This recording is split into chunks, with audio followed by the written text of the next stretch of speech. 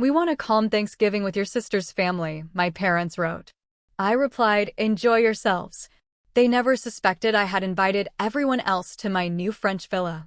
But when the photos appeared, can you imagine getting a text from your own parents telling you to skip Thanksgiving this year because they need space from you? It felt like a punch to the gut, like 32 years of trying my hardest suddenly meant absolutely nothing. But what they didn't know is that their rejection wasn't going to break me. It was going to light a fuse that led straight to a French villa and a Thanksgiving they'd regret missing for the rest of their lives. Hi, I'm Cassandra Miller, 32 years old, and for most of my life, I believed being the reliable daughter meant something to my parents. I was the eldest, the one who checked all the boxes: straight-A student, college scholarships, a career that actually paid the bills. But no matter what I did, the spotlight always found my younger sister, Melanie. She was 5 years younger, effortlessly charming, and perpetually, undeniably in need. While I worked 3 jobs to put myself through Boston University, my parents paid Melanie's full tuition. When I saved for 2 grueling years to buy my first car, they surprised Melanie with a brand new one on her 16th birthday. The pattern was glaring, but I kept telling myself it was just my imagination. "Cassie, your sister needs more support," my mom would say whenever I dared to point out the disparity. "You're so independent and capable." Being labeled capable became both my strength and my deepest curse. It meant I was taken for granted, while Melanie was celebrated for the smallest achievements. When I graduated with honors, my parents attended but left early to help Melanie move into her new apartment. When I got my first big promotion at 25, the family dinner meant to celebrate me somehow morphed into a full-blown planning session for Melanie's wedding. Despite these painful dynamics, I clung to my family. Weekly phone calls, mandatory holiday appearances, and emergency support whenever it was needed. I was the one they called when Melanie's husband, Tom, lost his job. I helped them with rent for 3 months. I was the one who researched schools when my nephew had learning difficulties. Always reliable, always there, always in the background. Then, last year, everything shifted for me professionally. After 10 years at Nexus Technologies, I was promoted to Executive Vice President of Product Development. The position came with significant stock options, a huge salary increase, and new responsibilities I had worked tirelessly to earn. For the first time, I felt truly, comfortably financially secure. Secure enough to indulge a long-held dream, owning a piece of the French countryside I had fallen deeply in love with during a college semester abroad. The villa wasn't an impulse buy. I had been saving and researching for years, waiting for the perfect property, the perfect moment. When a gorgeous 300-year-old stone farmhouse with its own small vineyard came on the market in the Dordogne region, I knew it was meant to be mine. The closing happened quickly, and by October, I was the proud owner of Villa Cassandra. I hadn't told anyone in my family yet, planning to surprise them with photos at Thanksgiving. While my career soared, Melanie's family continued to struggle. Tom jumped between jobs, never quite finding his footing. They had 2 beautiful children, Emma and Jack, who my parents absolutely doted on as their only grandchildren. My status as single and childless was another mark against me in the family hierarchy, despite my protests that I was perfectly happy with my life choices. "You just haven't met the right person yet," my mother would say, as if my successful career and fulfilling friendships were just placeholders until the real life of marriage and children began. Beyond my immediate family, I maintained close relationships with my cousins, Jordan and Sophia, my mother's brother's children. We had grown up spending summers together at our grandparents' lake house, forming bonds that remained strong into adulthood. Jordan was now a pediatrician in Chicago, married with a toddler, while Sophia worked as an architect in Seattle. We kept in touch regularly, sharing our professional triumphs and personal challenges in a way I never could with my parents or sister. My mother's sister, Aunt Eleanor, was the family member who saw through the dynamics most clearly. A professor of psychology at 62, she had never married, but lived a vibrant life full of research, travel, and close friendships. She had always been my advocate and my confidant. "Your parents love you, Cassandra," she told me once, her voice gentle. But they don't see you. They see what they expect to see, the daughter who doesn't need them. It's not fair, but understanding it might help you find peace. Thanksgiving had always been our family's most important gathering. My mother prepared for weeks, cooking traditional recipes passed down through generations. My father handled the logistics of who slept where and which football games would be watched. Extended family arrived from across the country, and for one weekend, the Miller home became the undisputed center of our universe. Last year's Thanksgiving had been particularly difficult. I had brought my then-boyfriend, Michael, hoping my parents would finally see me as a complete person with a personal life. Instead, they seated us at the kids' table because we ran out of room, while Tom's parents got prime spots at the main table. When I announced my promotion during dinner, my mother nodded politely before immediately turning the conversation to Melanie's volunteer work at Emma's school. Michael and I broke up a month later, and honestly, my family's dynamics were a huge part of why. Despite everything, I still looked forward to Thanksgiving this year. With my new villa and career success, I finally had something tangible, something undeniably mine, to show my worth. Maybe this would be the year they finally saw me. Until that text message changed everything. The message arrived on a Tuesday morning as I was preparing for a board meeting. My phone chimed with my mother's custom tone, and I smiled, expecting our usual check-in about Thanksgiving plans, just 2 weeks away. Instead, I read, "Hi, sweetie. Dad and I have been talking, and we want a peaceful Thanksgiving with just Melanie's family this year. Maybe you could skip this one. We need space. You understand, right? Love you." I stared at the screen, reading the message 3 times to make sure I understood. My hands actually trembled slightly as I set the phone down on my desk, the board meeting completely forgotten. A wave of emotions crashed over me: shock, hurt, searing anger, and then this strange, cold clarity. This wasn't new behavior, just the most blatant, cruel example yet. I scrolled back through our text history, seeing the pattern with fresh eyes. Last Christmas. We're doing gifts for just the kids this year. Don't worry about bringing anything. My birthday in March. We might be a little late to dinner. Melanie has a parent-teacher conference. Even casual conversations always circled back to my sister's life and needs. The flashbacks came unbidden. Thanksgiving last year had been especially revealing. I had arrived early to help with preparations, bringing expensive wines I'd carefully selected to pair with each course. My mother had put them away without comment, later serving boxed wine because Tom's parents prefer it. My father had spent the entire weekend discussing Tom's job prospects and my nephew's soccer achievements, barely asking about my promotion. "Your promotion is wonderful, honey," my mother had said when I finally brought it up directly, "but let's not make it the focus. Not everyone here is as fortunate in their careers." The memory of those words stung anew as I considered her text message. "We want a peaceful Thanksgiving" implied that my presence brought conflict. Just Melanie's family drew a clear, painful line between who is essential and who is optional. "You understand, right?" assumed my continued compliance with being sidelined. Dr. Warner, my therapist of 3 years, had been gently trying to help me see these patterns. During our session just last week, she had posed a question that now echoed in my mind. What would happen if you prioritized your own needs the way your parents prioritize Melanie's? My first impulse was to respond with raw hurt and anger. I drafted several responses, fingers flying across the keyboard. After 32 years of showing up for every family event, this is what I get? Would you like me to stop paying for Emma's tutoring, too, or just my physical presence that's unwelcome? I understand perfectly that I've never been as important as Melanie. I deleted them all. Taking a deep breath, I recalled another piece of Dr. Warner's advice. You can't control their behavior, only your response to it. That's when the idea ignited. The villa in France. The connections with extended family who had always treated me with genuine affection. The opportunity to create something new, something that was mine. Instead of fighting for a place at a table where I wasn't valued, I could set my own table. Instead of trying to prove my worth to people determined not to see it, I could surround myself with those who already did. With a newfound sense of calm, I typed my response: "Enjoy."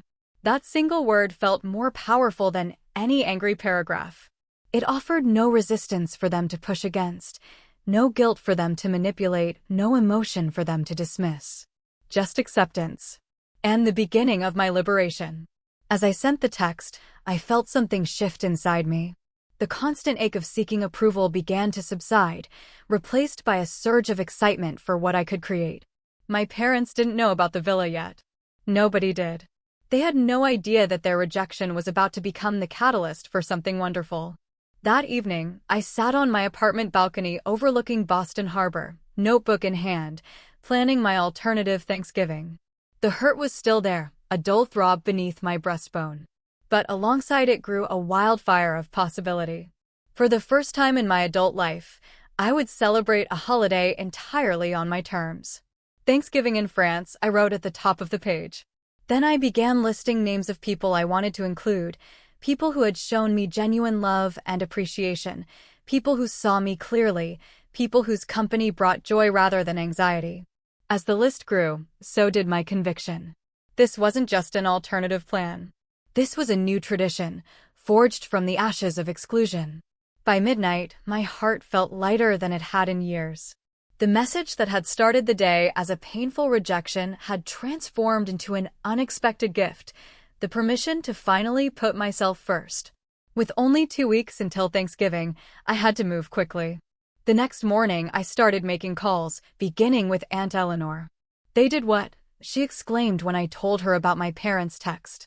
"Oh, Cassandra, I'm so sorry. That's beyond thoughtless." "Actually, I'm not sorry anymore," I replied, surprising myself with the truth in those words. "Because I've decided to do something different this year, and I'm hoping you'll be part of it." I told her about the villa, describing the stone walls, the rolling vineyards, and the charming nearby village. "I'm hosting my own Thanksgiving there, and I'd love for you to come." The line went quiet for a moment before Aunt Eleanor answered, her voice thick with emotion. "My darling girl, I would be honored. And may I say how incredibly proud I am of you right now?" That first positive response gave me the courage to continue. I called my cousins Jordan and Sophia next, both of whom immediately accepted. "Are you kidding? Thanksgiving in France instead of Aunt Linda's dry turkey? I'm booking flights right now." Sophia laughed. "What about your parents?" Jordan asked carefully. "Do they know about this?" "They've opted for a peaceful holiday with just Melanie's family," I explained. "This is my response." "Cassie," Jordan said after a pause, "this has been a long time coming. Count us in." My Uncle David and Aunt Patricia, my father's brother and his wife, were equally enthusiastic.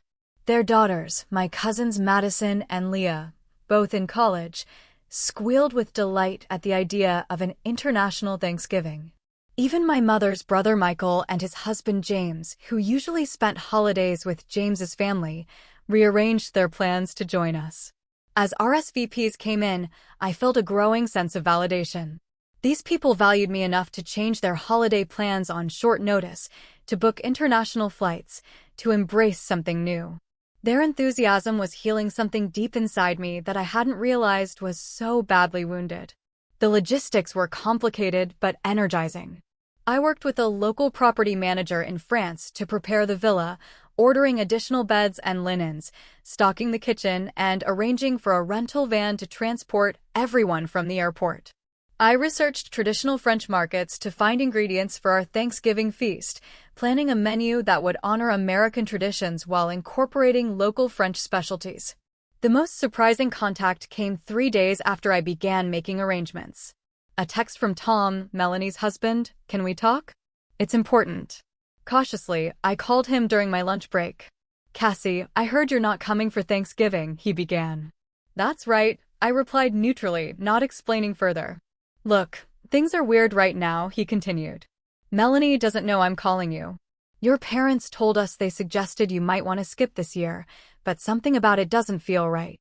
I appreciated his careful phrasing. Tom had always been perceptive about the family dynamics, often shooting me sympathetic glances during particularly egregious instances of favoritism. "I'm doing something different this year," I said. "I bought a villa in France, and I'm hosting Thanksgiving there." The line went silent before Tom burst out laughing. "You're kidding. That's amazing, Cassie. Wait, does anyone else know about this?" Most of the extended family will be there, I confirmed. Aunt Eleanor, the cousins, Uncle David's family. Another silence, longer this time. Mel and I had a fight with your parents last week, he finally said, about money again.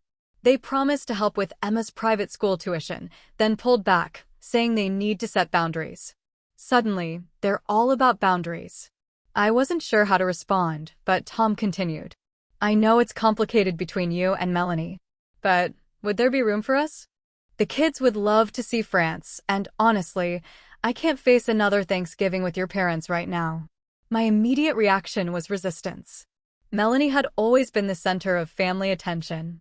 Would inviting her just recreate the same dynamics in my new space? But as I considered Tom's request, I realized excluding them would be making decisions based on hurt rather than healing. Let me think about it, I said honestly. There's room physically, but I need to make sure this feels right emotionally. That night, I called Dr. Warner for an emergency session. Am I crazy to consider including Melanie and her family? Wouldn't that just bring all the old patterns to France? What are you afraid would happen? She asked. That she'll become the center of attention again, that I'll be sidelined in my own house.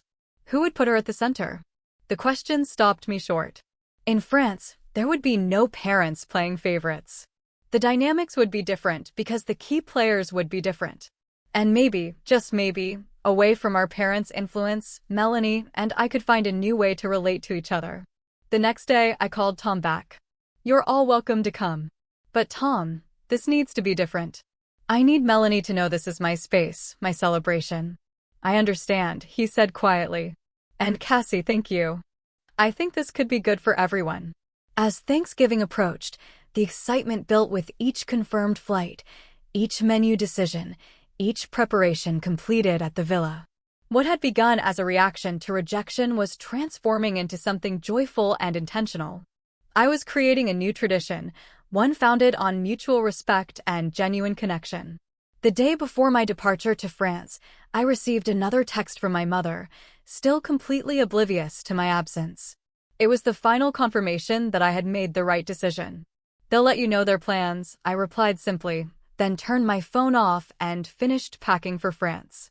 The flight from Boston to Paris gave me 10 hours of uninterrupted time to process what I was doing.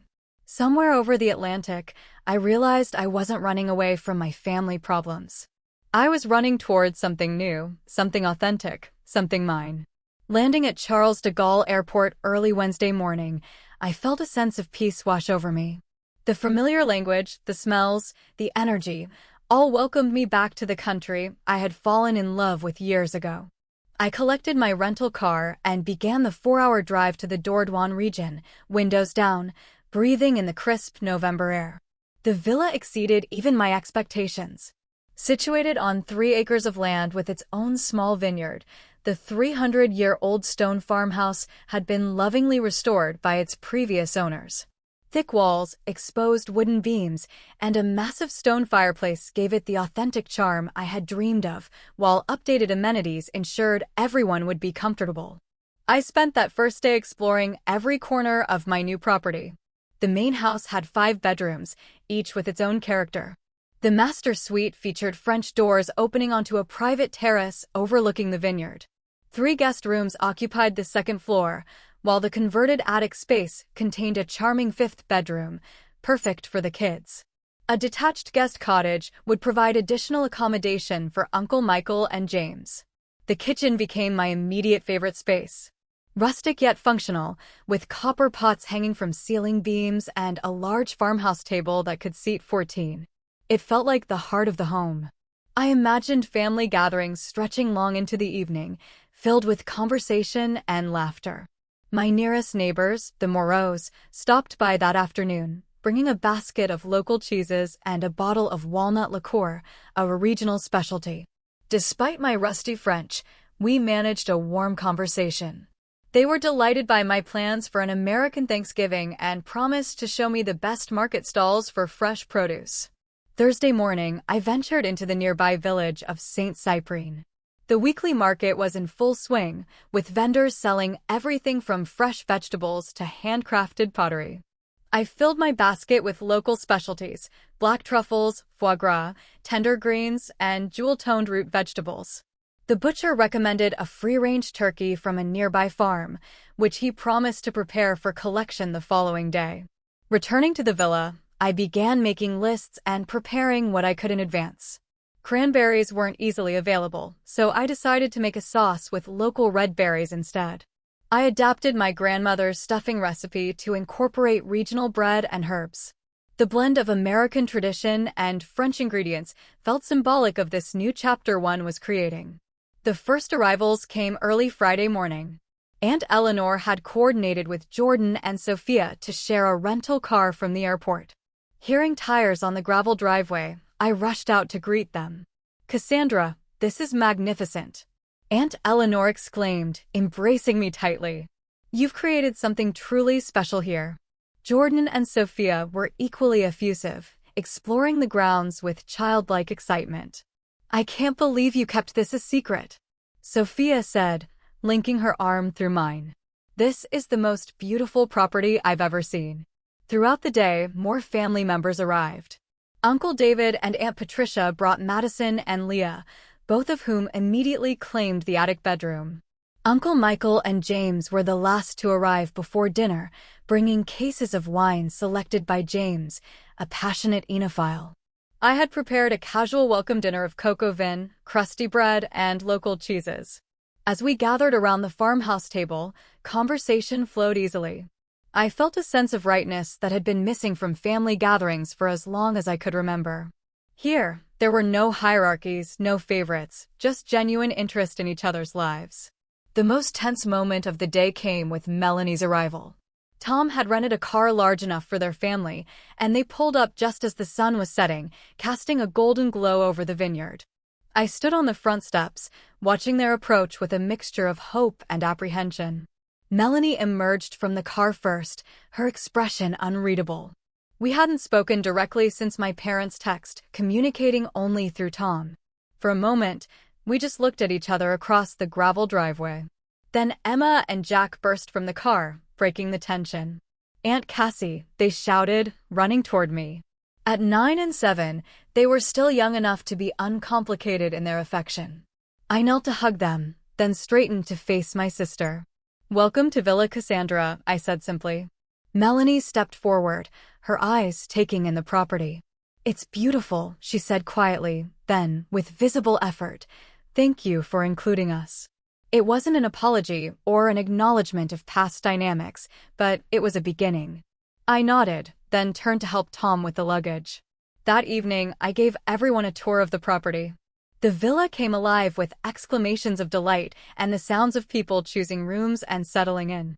Emma and Jack were ecstatic about sharing the attic space with their older cousins Madison and Leah, who had promised to teach them card games and help them practice French. We ended the tour in the kitchen where I had laid out local cheeses, bread, and wine for an impromptu late-night snack. As we gathered around the farmhouse table, Uncle Michael raised his glass. "To Cassandra," he said, "for bringing us together in this beautiful place. I think this might be the start of a new family tradition." As glasses clinked and smiles were exchanged, I caught Melanie watching me with an expression I couldn't quite read. When our eyes met, she didn't look away, but raised her glass slightly in acknowledgement. It was a small gesture, but in that moment, it felt monumental. Later, as I prepared for bed in my new room, I realized I hadn't checked my phone all day. When I finally did, there were 3 messages from my mother, all asking about Melanie's travel plans. Not one mentioned me or wondered where I was. The old familiar hurt flickered briefly, but this time it was quickly replaced by something else: gratitude for the genuine connections I was experiencing with the rest of my family. Setting my phone aside, I stepped onto my terrace and looked out over the moonlit vineyard. Tomorrow would be Thanksgiving, and for the first time, I was truly looking forward to it. Thanksgiving morning dawned clear and crisp. I woke early, before sunrise, and slipped downstairs to start the coffee. Standing in the kitchen doorway, watching the first light touch the vineyard, I felt a profound sense of peace. This place was mine. This day was mine. This celebration would be what I chose to make it. The house gradually came to life around me. Uncle James joined me first, offering to walk to the village bakery for fresh bread and pastries. Aunt Eleanor appeared next, immediately taking charge of breakfast preparations with quiet efficiency. One by one, family members filtered downstairs in pajamas and robes, creating a comfortable, intimate atmosphere I had never experienced at my parents' formal holiday gatherings. After a leisurely breakfast, we divided into teams.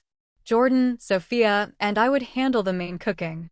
Uncle David and Tom took the children to explore the village and pick up last-minute supplies, and Patricia and Melanie worked on setting the long harvest table in the dining room, while Uncle Michael and James arranged a drink station and built a fire in the great stone fireplace. The kitchen became command central, filled with delicious aromas and lively conversation. I showed Jordan and Sophia where I had stored all the ingredients, and we began preparing dishes together. The turkey, collected from the butcher the day before, was seasoned with herbs from the garden.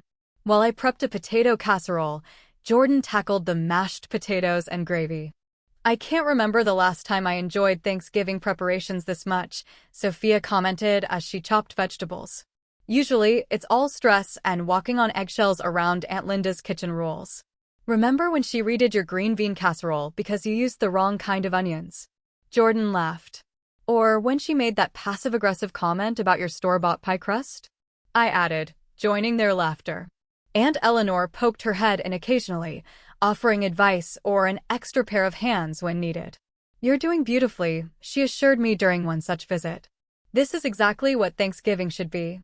Collaboration, not competition." Throughout the morning, my phone remained silent.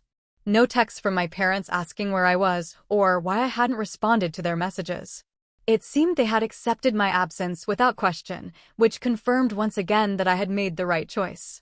Around noon, Tom returned with the children, their cheeks flushed from the cold, arms laden with fresh flowers from the village florist and bottles of local cider. Emma and Jack excitedly showed me the French words they had learned from the shopkeepers. "Merci, bonjour, s'il vous plaît," Jack recited proudly. "And I can count to 10 too."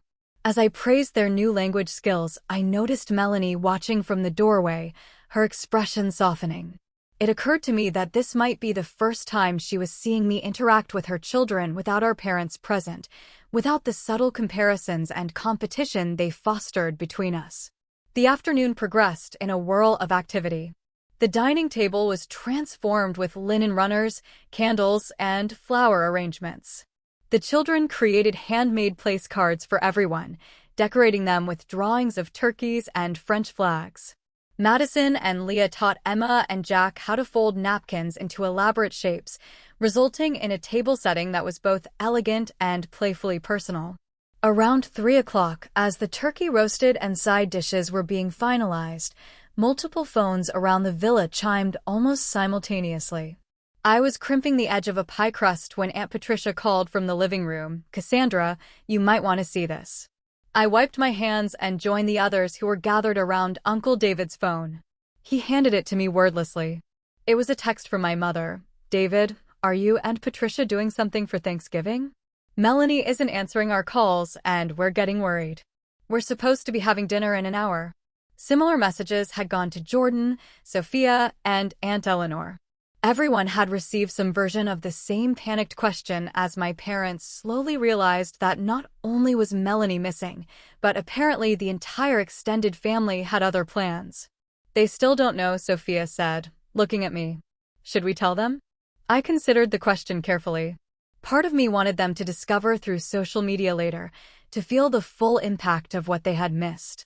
But that approach felt petty, motivated by hurt rather than healing. "Let's wait until after dinner," I decided.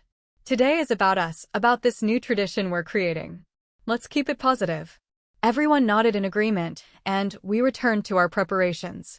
Melanie remained quiet during this exchange.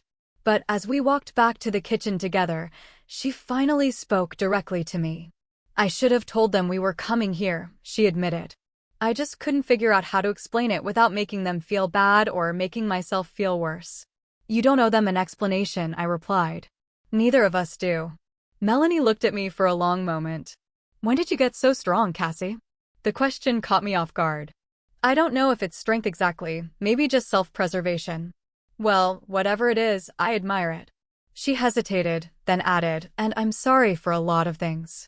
Before I could respond, Jack burst into the kitchen, announcing that the table was ready for inspection. The moment passed, but something had shifted between us. A beginning of understanding, perhaps. As evening approached, the final preparations came together.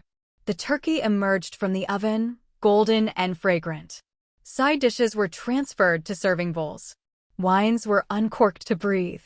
Everyone disappeared briefly to change for dinner, returning in festive attire that struck the perfect balance between celebration and comfort. Just before we gathered at the table, I stepped outside for a moment alone. The sun was setting over the vineyard, painting the sky in shades of pink and gold. I took a deep breath of the cool air, filling my lungs and my heart with gratitude. This was not the Thanksgiving I had planned at the beginning of the month, but standing there, I couldn't imagine wanting anything different. The dining room of Villa Cassandra had never looked more beautiful. Candles flickered on the long table, casting a warm glow over the faces of my family. The French doors stood open to the terrace, framing the last colors of sunset. Crystal glasses sparkled, silver serving dishes gleamed, and the room was filled with the mingled aromas of roasted turkey, freshly baked bread, and sweet pies cooling in the kitchen. As everyone found their places, I remained standing at the head of the table, suddenly overcome with emotion. These people had crossed an ocean to be with me, choosing my celebration over the familiar tradition. Looking at their expectant faces, I felt a surge of love and belonging that nearly brought me to tears. Raising my wine glass, I took a moment to compose myself before speaking. Thank you all for being here, I began, my voice a little shaky. A few weeks ago, I never could have imagined this moment. But now, I can't imagine being anywhere else. You've helped me create something truly special, and I'm grateful for each of you. Aunt Eleanor stood next, her glass raised. To Cassandra, who has not only opened her beautiful home to us, but has reminded us what family should truly be about, unconditional love and genuine support. I've watched you grow into an exceptional woman, my dear, and I couldn't be prouder of the strength and grace you've shown. Her words touched something deep inside me, a place starved for the very validation my parents had always withheld. To be seen, to be acknowledged, to be celebrated for who I was rather than what I could provide, it was healing in ways I hadn't known I needed. The meal progressed with an ease and joy I had never experienced at family gatherings.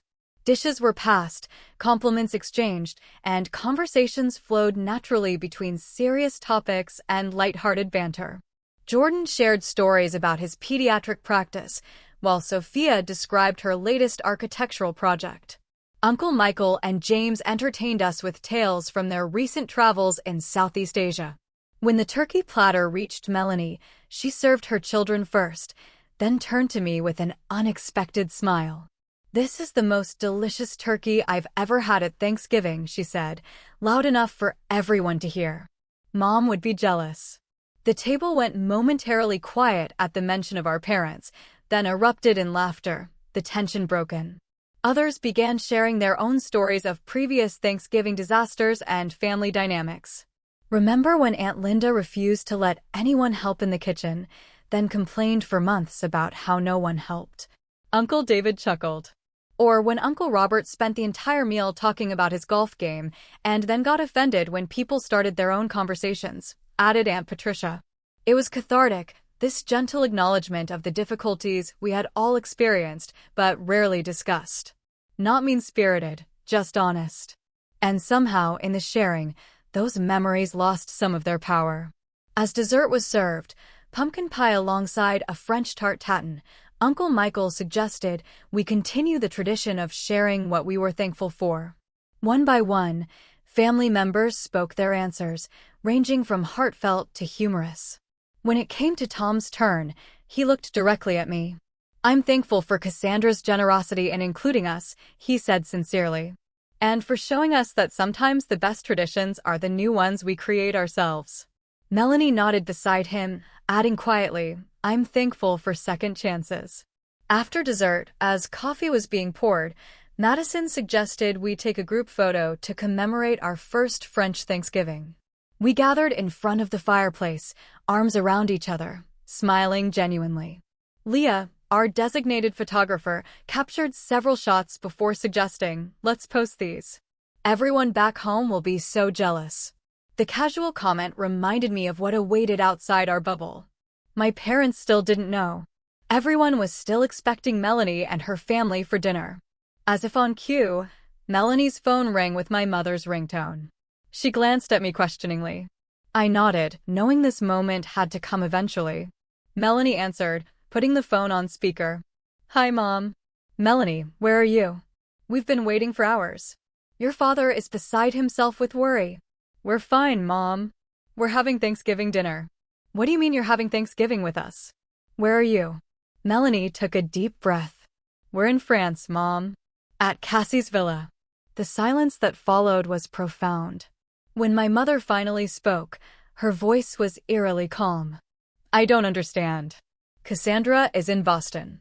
"No, I'm not," I called from across the room, moving closer to the phone. "I'm in France, in my new home, with the whole family." "The whole family?" she repeated faintly. "Everyone except you and Dad," I confirmed. "Aunt Eleanor, Uncle David and his family, Uncle Michael and James, Jordan, Sophia were all here." Another long silence followed. I could almost hear her mind working, trying to process this information that so completely upended her understanding of the situation. "But we told you we wanted a peaceful Thanksgiving," she finally said, her voice a mixture of confusion and accusation. "Yes, you did," I replied evenly. "And that's exactly what we're having." The line went dead. She had hung up. Within minutes, phones throughout the villa began chiming with notifications. My parents were calling everyone, demanding explanations, expressing hurt and confusion.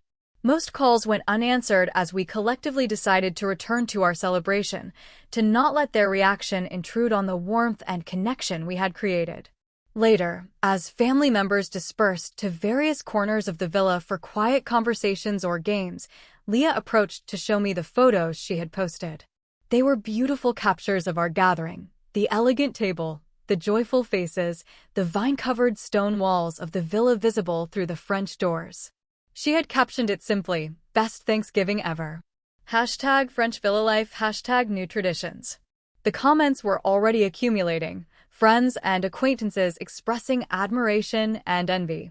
But the one that caught my eye was from my high school friend, Alicia. "Does your mom know you're all there without them?" Bold move, Cassie. It was happening. The carefully constructed narrative my parents had maintained for years, that we were a close, happy family with them at the center, was being challenged publicly. Their social circle would see that their entire extended family had chosen to be with me instead. "Are you okay?" Aunt Eleanor asked, finding me alone on the terrace a while later. "I am," I replied, realizing with surprise that it was true. "It's strange.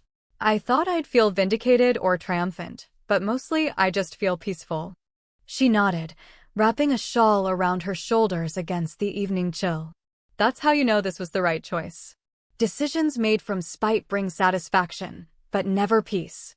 As the evening progressed, the atmosphere remained warm and festive despite the brief interruption. Jordan and Sophia organized an impromptu dance party in the living room, teaching the children the moves to songs from our own childhood. Uncle Michael and James engaged Tom in a spirited debate about wine regions. Aunt Patricia and Uncle David cuddled on the sofa, looking more relaxed than I had seen them in years. Around 11 o'clock, as the party was winding down, my phone rang. It was my father. With a deep breath, I stepped outside to take the call. "Where is everyone?" he demanded, without preamble. "Your mother is in tears." "I told you, Dad. We're in France at my villa." "You're what? Since when do you have a villa?" "Since last month."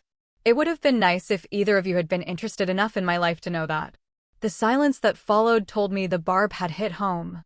"Why would you do this, Cassandra?" he finally asked, his tone softening from anger to genuine confusion.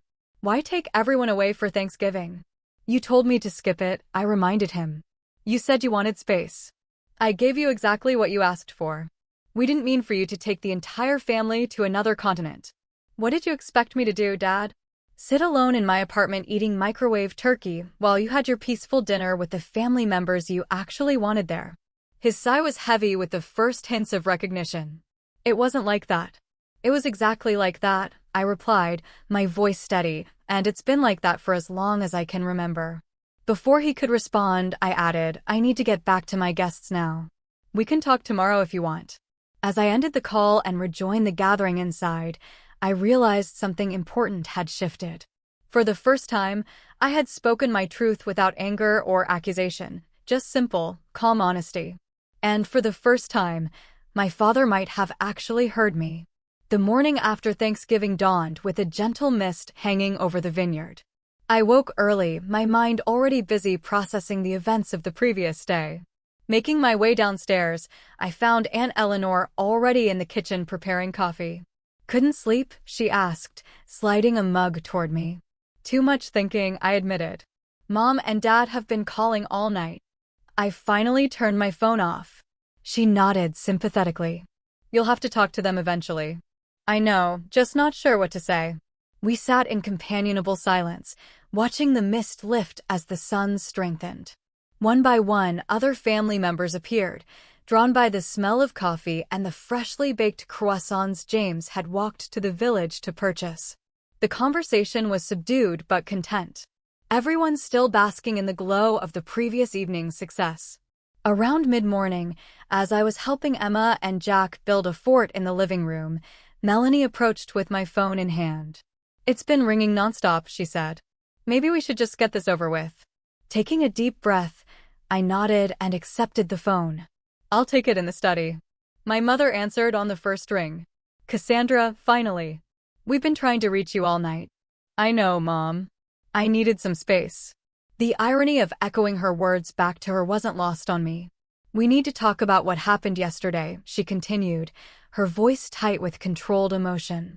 Your father and I were completely blindsided. Do you have any idea how hurtful it was to discover that the entire family was together without us? The old guilt reflex kicked in immediately, a lifetime of conditioning to prioritize their feelings over my own. But Dr. Warner's voice echoed in my mind. Your feelings are just as valid as theirs. Do you have any idea how hurtful it was to be told not to come to Thanksgiving? I countered quietly. To be excluded from my own family gathering? That's not what we meant. What did you mean then? Skip this one. We need space. Those were your exact words. We just wanted a quiet holiday with Melanie's family. They're only stressful because you make them that way, Mom.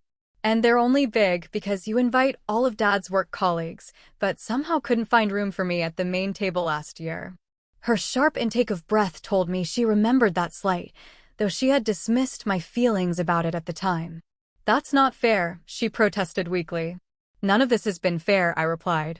For years, I've watched you prioritize Melanie, make excuses for her, celebrate her smallest achievements while barely acknowledging mine. I've accepted the leftovers of your attention and convinced myself it was enough. Because that's what good daughters do, right? They don't complain. They don't make waves. They just keep showing up and hoping that someday they'll be seen. The words poured out, years of unspoken hurt finally finding voice. Not in anger, but in simple, calm truth. When I finished, the line was so quiet I thought she might have hung up. Mom? I'm here, she said, her voice small. I don't know what to say. You don't have to say anything right now. Just listen. Before she could respond, there was a commotion on her end of the line and my father's voice came through. Cassandra, it's Dad. Put Melanie on, please. We need to speak with her. Of course. Even now, they were looking past me to Melanie.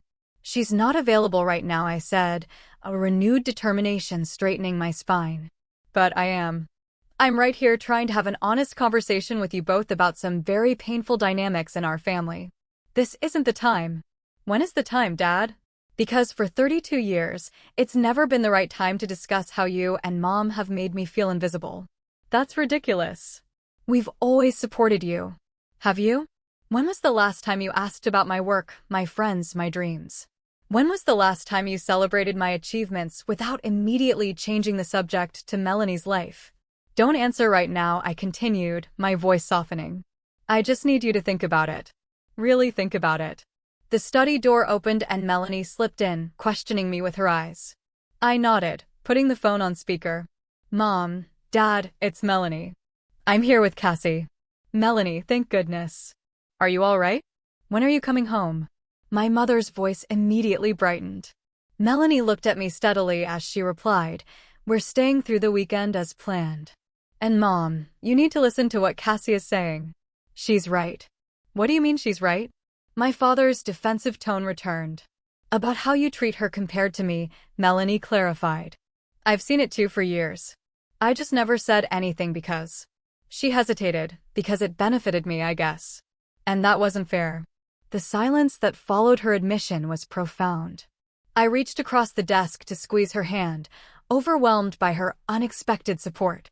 I don't understand what's happening, my mother said, her voice strained. I know you do, I acknowledged. But love without respect or recognition isn't enough. And that's what I've been missing.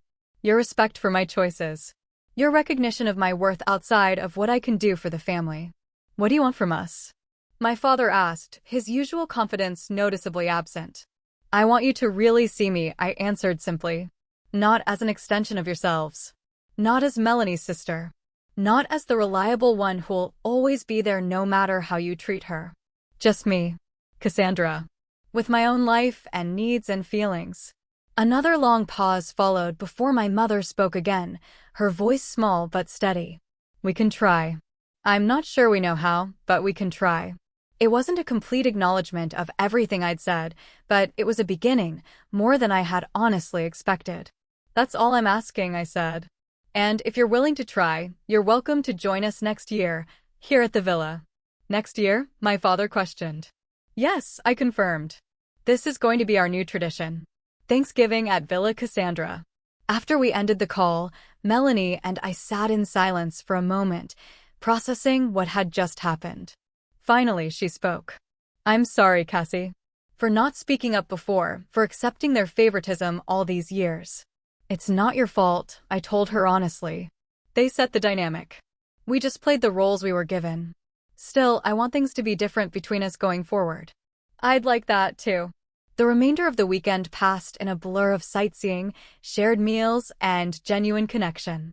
We explored the local village, visited nearby castles, and spent evenings around the fire playing games and sharing stories. With each passing day, I felt myself relaxing more fully into this new reality, one where I was valued, where my home was the gathering place, where family meant mutual support rather than obligation. By Sunday, as family members began departing for their flights home, the villa felt imbued with new memories and possibilities. Hugs were longer, promises to return more sincere. Even Melanie's goodbye felt different, a genuine warmth replacing our usual polite distance. Thank you, she whispered as we embraced, for including us. Even when you had every reason not to. That's what family should do, I replied, realizing as I said it that I finally understood what that meant. In the months that followed, small but significant changes emerged in my relationship with my parents. Our weekly calls became more balanced, with questions about my life given equal time. When I shared news about a major client signing at work, they listened with genuine interest rather than immediately changing the subject.